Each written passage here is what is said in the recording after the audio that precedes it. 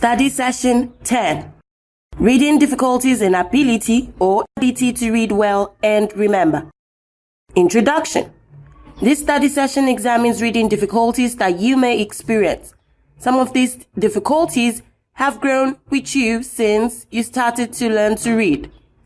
Some of each problems that will be discussed here are as follows: vocalization and subvocalization, regression, finger pointing and head movement, and inflexibility.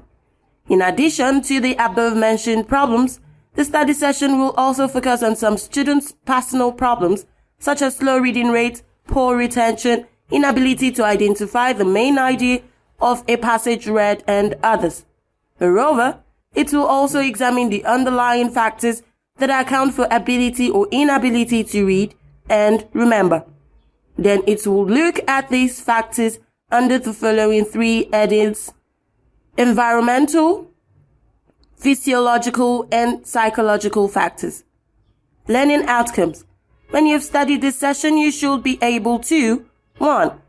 Explain reading difficulties. 2. Discuss the factors responsible for remembering and forgetting. Reading difficulties. In this unit, you'll be taught the reading difficulties which you will encounter in your reading exercise. In the last study session, you were taught how the ability to skim read is an essential tool for everybody. The usefulness of skimming can be seen in many situations. Businesses and governments often require their employees to read a large number of reports. Professional people such as doctors, lawyers, engineers, broadcasters, and teachers should do a large amount of skimming in order to keep abreast of new developments.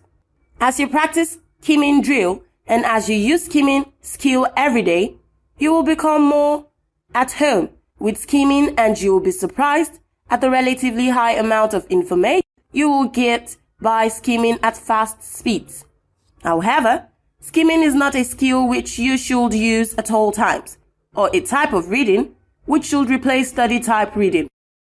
You will recall that it has been mentioned that a slow reader cannot skim, and that slow reading speed is of great concern to anyone, especially to students who do not only have to read prescribed books, but also need to read references recommended during lectures and tutorials for each of the many units of courses that they offer. Let us now examine the basic causes of slow reading. Several factors account for unduly slow reading and the slow comprehension rate that results from it.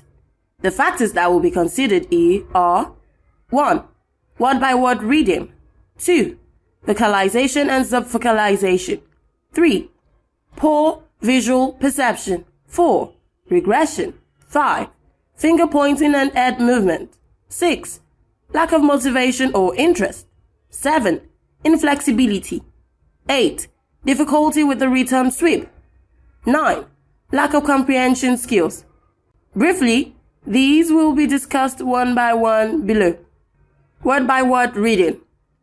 Rapid reading is done phrase. It is a matter of you comprehending meanings phrase by phrase, rather than word by word. When you read word by word, you're likely to concentrate on the meaning of each word, rather than getting an understanding of the whole text. This can cause confusion to you as you read more difficult texts. Vocalization and subvocalization. Vocalization is the practice of moving your lips as you read, while subvocalization is the practice of sounding words internally as you read.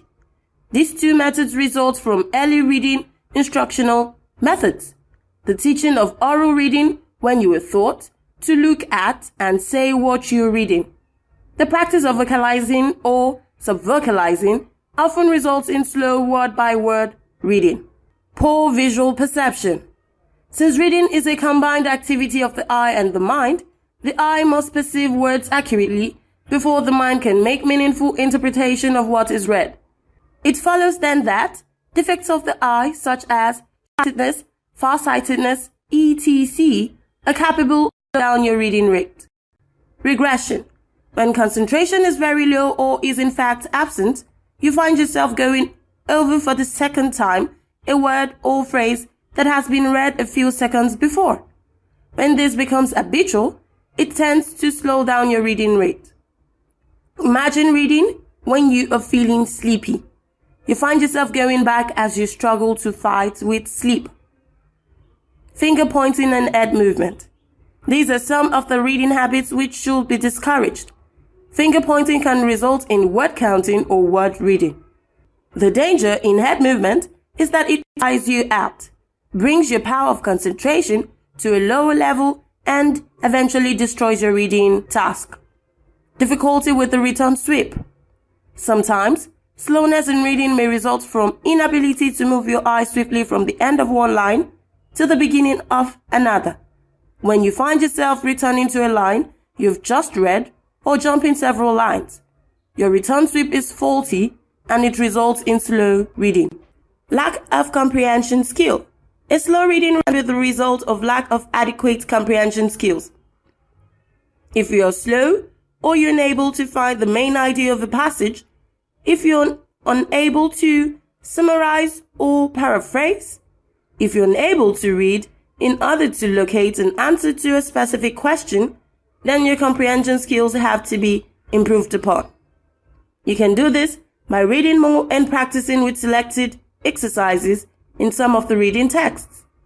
Furthermore, you will be acquainted with the problems encountered by undergraduate students when they find that the amount of reading materials is beyond their ability, or when they find it difficult coping with study type reading. When I asked my LA A101 students this question, what are the reading problems encountered by undergraduates in high institutions? I got these funny responses along with some others from those who prepared for the lecture.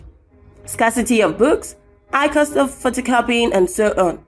When I further questioned the class, I got this response: if the books are available, we will read them.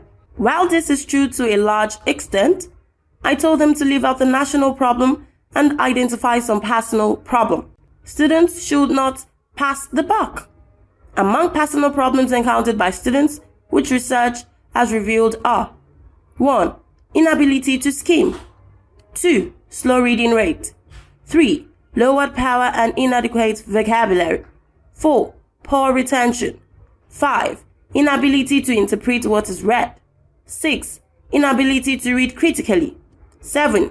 Difficulty with identifying the main idea. And 8. Difficulty in comprehending details. The first 4 points need no further discussion since we have dealt with them before now. However, you'll be made to quickly examine the last 4. Therefore, scarcity of books will be discussed here as you might want me to do. Inability to interpret what is read. Some students find it difficult to get beyond the literal meaning of words, to draw inferences, make conclusions, or follow instructions by applying the information they gather from their reading. Therefore, they are unable to derive maximum benefit from their reading. Inability to read critically. Reading critically is a very important skill for success in many academic disciplines.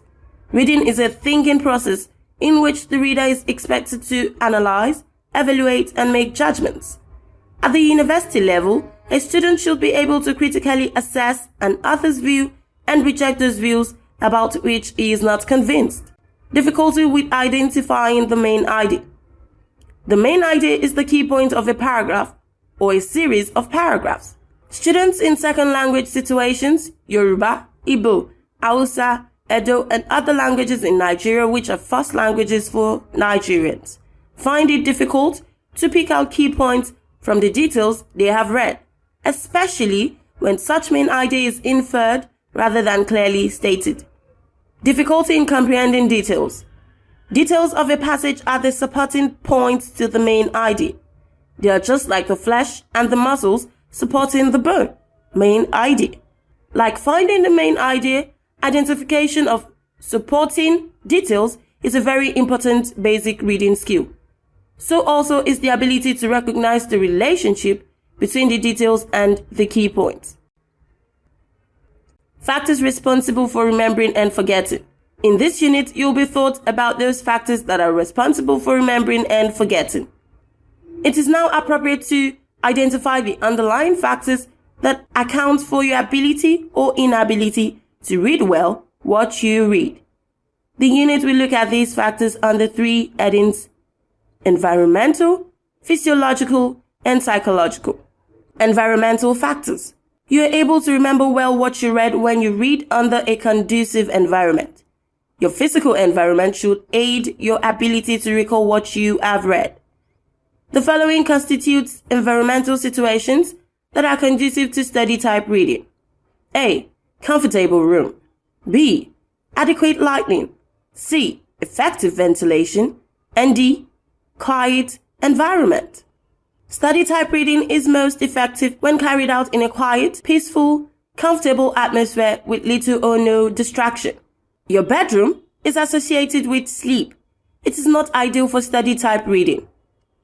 Physiological factors. Effective learning is dependent upon the proper functioning of the 5 senses on one hand and upon the physiological conditions of you on the other hand.